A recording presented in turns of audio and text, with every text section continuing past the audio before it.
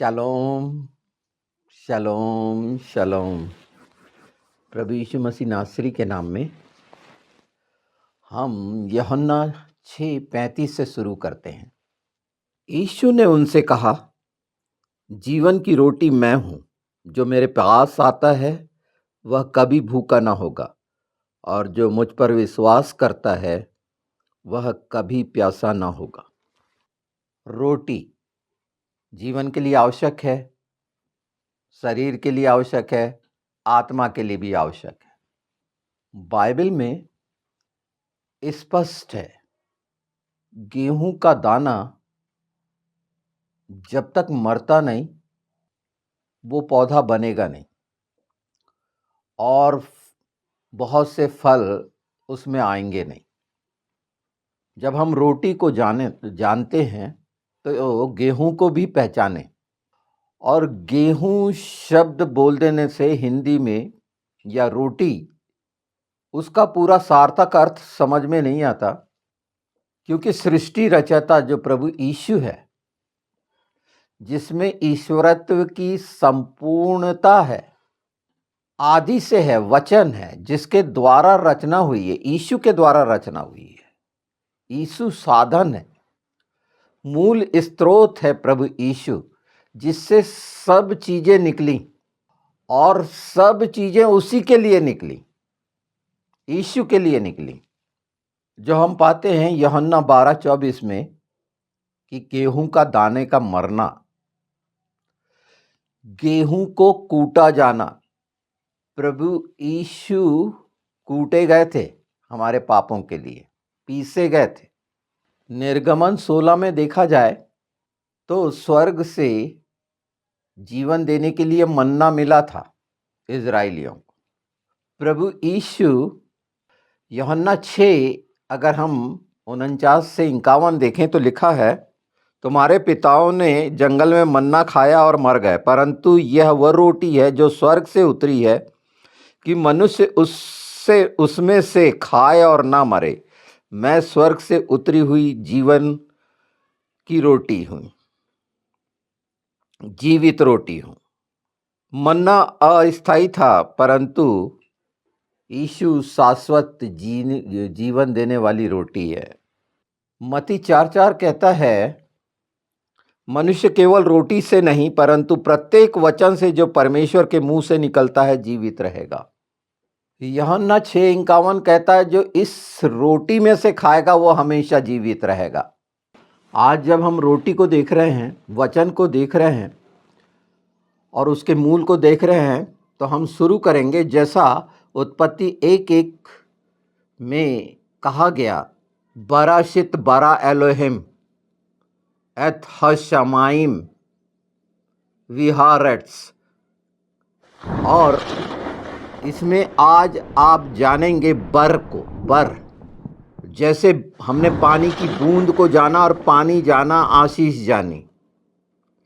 ये विश्वास में और मजबूत और सच्चाई का प्रकाश अद्भुत जो आत्मा के लिए है, उसको पहचानने के लिए पवित्र आत्मा ये सब कुछ सामने रख रहे हैं कि इसे देखें कि बाइबल जो हम कहते हैं जो हमारे हाथ में है वो क्या है। उसके प्रत्येक शब्द और अक्षर का अद्वितीय अर्थ है और वो पवित्र आत्मा के प्रकाशन के द्वारा है। पर सब चीजें साफ साफ हैं और वो यीशु के नाम में हुई हैं, यीशु के बगैर नहीं। तो जो मैं अभी रेफरेंस बता रहा हूं, ये आप ध्यान में रखें और पवित्र आत्मा हमको उस दिशा में ले जा रहे हैं कि हम हर बात, हर वो शब्द को बहुत अच्छी तरह पहचान लें जो हम प्रायः इस्तेमाल करते हैं अपने ओंठों से, और क्या कह रहे हैं उसका अर्थ जो आत्मिक और स्वर्गीय है उसे नहीं जानते हुए हम अपने जीवन में उसको स्थान नहीं दे पाते हैं। मुख्य वजह ये है कि हमारी बुद्धि या समझ जो हमें चमकदार या कीमती लगता है उसको ग्रहण करने की कोशिश करते हैं, और उसमें जो हमारा आकर्षण बना हुआ है आत्मिक जीवन के लिए लालसा बनी हुई है। मैं अभी बिल्कुल शरीर की बात नहीं, ये प्योरली स्पिरिचुअल है। तो इस चीज़ की समझ जो पवित्र शास्त्र में परमेश्वर ने ठहराया अपने वचन को, अपने बेटे को। तो यूहन्ना 1:1 देख लेते हैं। आदि में वचन था और वचन परमेश्वर के साथ था और वचन परमेश्वर था। यही आदि में परमेश्वर के साथ था। सब कुछ उसी से के द्वारा उत्पन्न हुआ और जो कुछ उत्पन्न हुआ है उसमें से कोई भी वस्तु उसके बिना उत्पन्न नहीं हुई। उसमें जीवन था और वह जीवन मनुष्यों की ज्योति था। ज्योति अंधकार में चमकती है और अंधकार ने उसे ग्रहण नहीं किया। बिल्कुल हमारा जो तीसरा भाग होगा वो जगत की ज्योति पर ही होगा। पहला आपने जीवन का जल सुन लिया है, अब ये सुन रहे हैं जीवन की रोटी, और इसके वो अर्थ आज आप जानेंगे। उत्तम गेहूं कहा गया है। रोटी की जब बात आ रही है तो गेहूं और उत्तम गेहूं, खातिया गेहूं, जो यशायाह 28-25 में ये पाया जाता है। ये खातिया जो शब्द है, खिता गेहूं, खातिया सीमित, उत्तम गेहूं का दाना, दाना बर मतलब दाना। और यशायाह 28:28 में चलें, देखें, क्या रोटी के लिए गेहूं को कूटा नहीं जाता? यहां पर भी बर शब्द आया है, हिब्रू में बर मतलब बेटा, बर मतलब दाना। और जब इतनी खूबसूरत सच्चाई जो पवित्र शास्त्र हमारी बाइबल में पाई जाती है, वचन में पाई जाती है, ये हमारे मन, मस्तिष्क और समझ में क्या प्रभाव छोड़ रही है। यीशु के नाम में इन चीज़ों को जानने के बाद हमारी आत्मा की भूख प्यास क्या है कि इस बात को और कितनी खूबसूरती से हम जाने कि जो पवित्र शास्त्र में रखा गया है उसको पहचाने। आज सब बातों के खुलासे हो रहे हैं कि जीवन की रोटी जो कहा गया है वो कैसी कूटी गई। वो गेहूं कूटा गया, उत्तम गेहूं जो हमें जीवन देता है, अपना जीवन देके। यीशु ने कहा जो इस रोटी में से खाएगा, हम प्रभु भोज में उसे याद करते हैं। कुलूसियों में कितना सुंदर कहा गया है, अगर 1:16 देखें, देखिए, क्योंकि उसी में सब वस्तुएं सृजी गई, स्वर्ग में हो या पृथ्वी पर, देखी जाने वाली हो या न देखने वाली। क्या सिंहासन, क्या प्रभुता, क्या प्रधानताएं, क्या अधिकार, सब वस्तुएं उसी के द्वारा, उसी के लिए सृजी गई, किसी और के लिए नहीं, किसी और का अधिकार नहीं है। प्रभु यीशु ने कहा, जितने मेरे पहले आए सब चोर उचक्के झूठे, मैं आया हूं कि जगत जीवन पाए, सब कोई जीवन पाए। पूरी पुष्टि होती है यूहन्ना जो 1 में हमने देखा। कलीसियों 2:9 देखेंगे, कुलूसियों 2:9, तो संपूर्ण ईश्वरत्व का, तमाम संपूर्ण ईश्वरत्व का प्रगटीकरण है प्रभु यीशु। वचन से सृष्टि रचना हुई है, यीशु से सृष्टि रचना हुई है। वो गेहूं का दाना, उत्तम गेहूं का दाना, बर मतलब बेटा, यीशु। और इसीलिए पहला शब्द पवित्र शास्त्र में हिब्रू में बरशित, बरा आया। बेत से शुरू हुआ, घर से शुरू हुआ।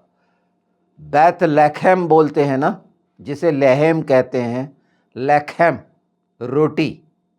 रोटी का घर। ऐसी सच्चाइयाँ और उसके गहरे अर्थ पूरी सामर्थ और पवित्रता के साथ हमें मिल रहे हैं। उत्तम गेहूं जैसे, ये उत्तम है, ये वचन उत्तम गेहूं का है, गेहूं के दाने का है। ये वो दाना जो हमें पूरा दृश्य दिखाता है कि कैसे कूटा गया हमारे लिए और जीवन की रोटी बन गई, हमें अनंत जीवन देने के लिए। तो बर भी समझिए, बरा भी समझिए। ये हिब्रू का जो दाना है, जो बेटा है, जो सृजन करता है, बरा बेटा में से निकला, बरा बराशित, बरा सृजन हुआ, आकार में आई चीजें। ये गेहूं के दाना, ये गेहूं का उत्तम दाना जो यीशु है, बर है। तो हर शब्द अगर वो दाने का आ रहा है, फल का आ रहा है, खेती का आ रहा है, किसानी का आ रहा है, भेड़ का आ रहा है, तो उसके आत्मिक अर्थ कितने अद्वितीय हैं। और ये जब हमारी आत्मा इसको ग्रहण करती है पूरी सच्चाई को, तो ये भूखापन और प्यासापन खत्म होता है। ये समझ मिलती है। पवित्र आत्मा चाहते हैं कि ये चीजें हमें जाने कि वचन के अतिरिक्त कुछ नहीं है और वचन ही आत्मा है।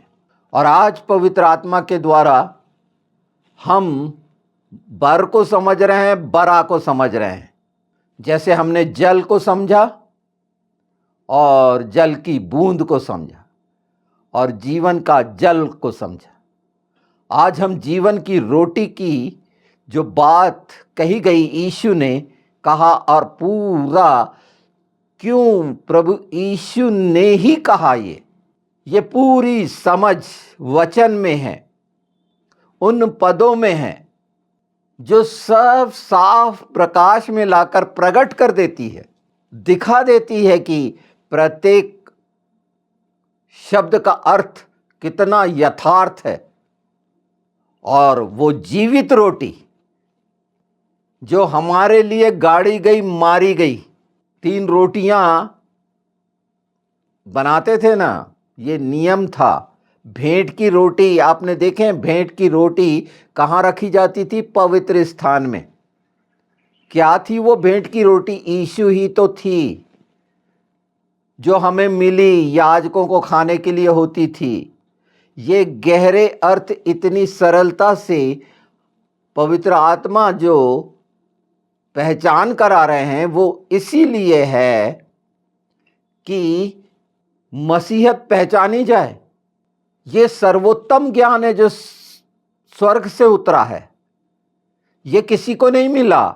ये व्याख्या करना किसी को या परिभाषित करना किसी के लिए संभव नहीं है, ना ये कहीं पाया जाता। ये एकदम अलग है, क्योंकि ये परमेश्वर का वचन है।